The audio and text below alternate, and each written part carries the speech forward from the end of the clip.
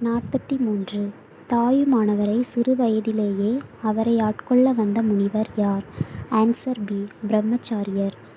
44. கீழ்காணும் வாக்கியங்களை அடிப்படையாக கொண்டு சரியான விடையை கொடுக்கப்பட்டுள்ள குறியீடுகளில் இருந்து தேர்வு செய்க. கூற்று ஏ. பிரம்மச்சாரியர் மூலன் மரபில் வரும் மௌன குருவே என்று போற்றப்படுகிறார். காரணம் ஆர். அம்முனிவர் திருமூலர் மரபில் வந்தவர். Answer C. ஏ மற்றும் ஆர் இரண்டும் சரி. ஆர் ஏ உடைய சரியான விளக்கமாகும். 45. திருவானைக்கா அம்பிகை அகிலாண்டேஸ்வரியின் துகிலில் வீழ்ந்து பற்றிய கற்பூர தீயை கசக்கி அணைக்க முயன்றேன். என்னை அறியாது என் கையில் இருந்த இந்த அரிய அரசாங்க பத்திரம் பாழ்படுத்தப்பட்டது என்ற கூற்று. Answer B. Thayumanavar. 46.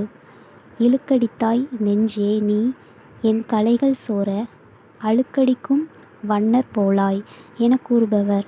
Answer B. Thayumanavar. 47.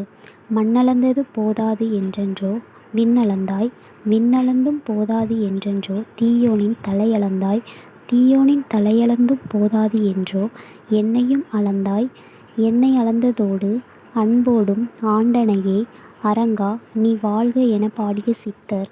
Answer A. மாணிக்க சித்தர்.